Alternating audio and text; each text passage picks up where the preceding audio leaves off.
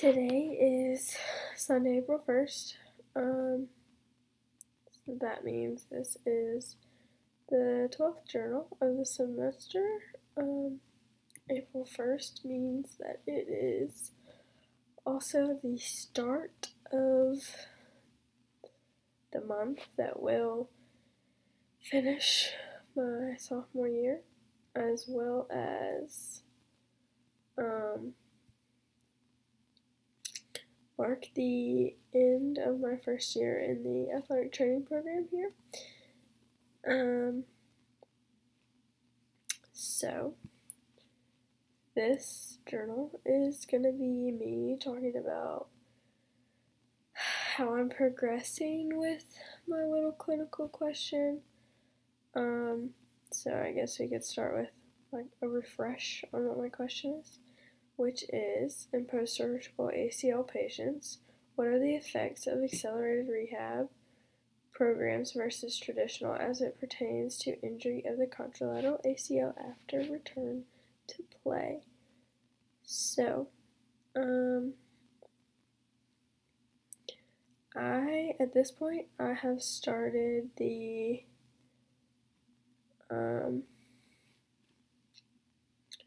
the document, the template of where everything goes.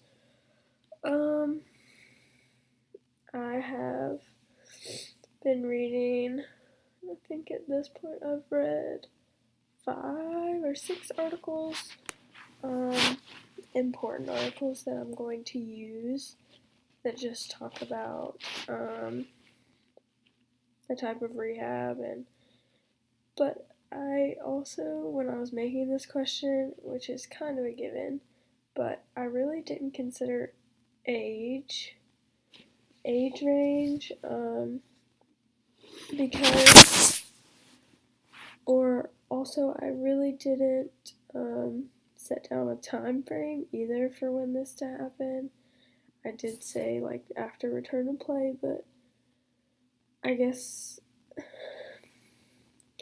because in some of the research people say, well, they tore this 2 years after their surgery of their other ACL. But I think that in my opinion that's not really after return to play. Like I would assume like after return to play would be in the season, they return to whichever sport or activity. So I'm running into that a lot. So that's not really valid for me. Technically it is after return to play, but I think in my initial question it was more of me wanting to know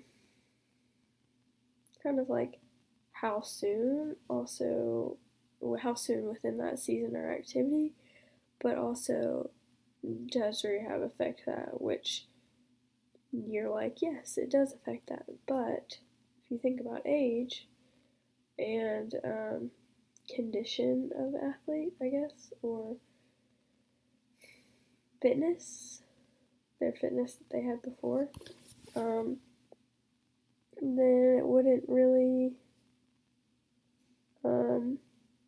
then you would be like, whatever. But some of the things that I have read that I'm not going to use are older people that have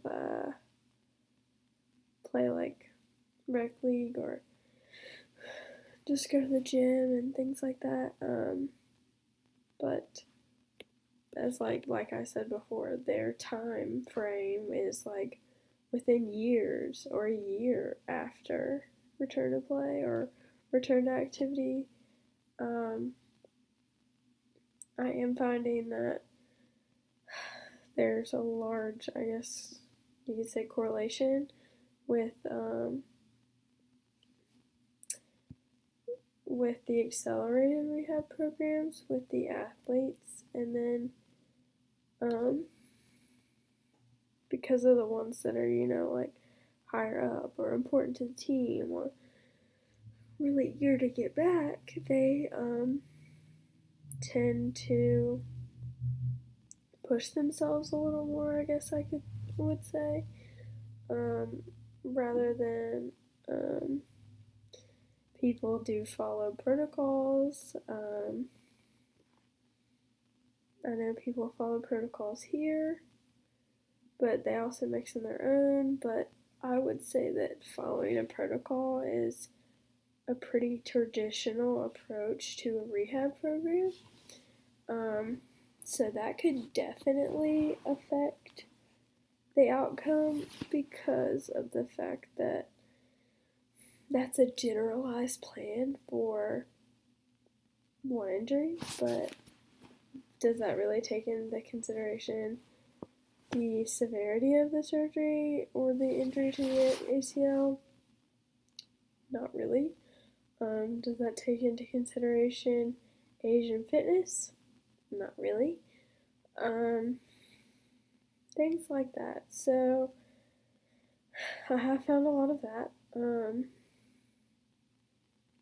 I really want to get a a broader, I guess, more broad look at how often this does happen. Because I've always heard that, this can happen if you don't do this right, or this can happen if you don't do rehab on your other leg, even though you didn't hurt your other leg.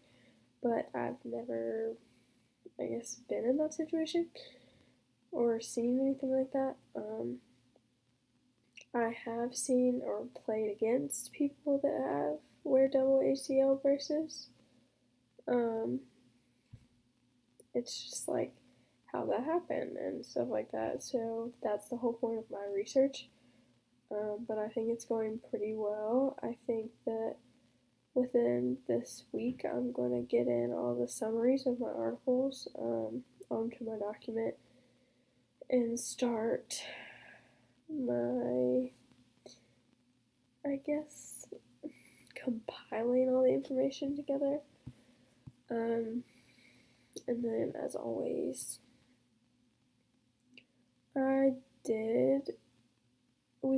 so this week we started Head and Face. We really didn't do any Head and Face attempts this week because we only had real class on Tuesday. And on Thursday, I had a hand practical, so I would say 15 masteries. I gave my clinical packet to one of my professors to sign, which should be about 90 masteries just for her class, so that's pretty good. And I have attempts on a bunch of things that I, just didn't do correctly or, almost got it all for, like, range of motion. I usually get most of it, and then I will miss hand placement or be off a little bit in the degrees for the normal ranges. So I have attempts, even if I have attempts from class, I have attempts from that practical, even if I missed it. So I can go back and do that as I go. But yeah, I'm kind of ahead, which is kind of scary.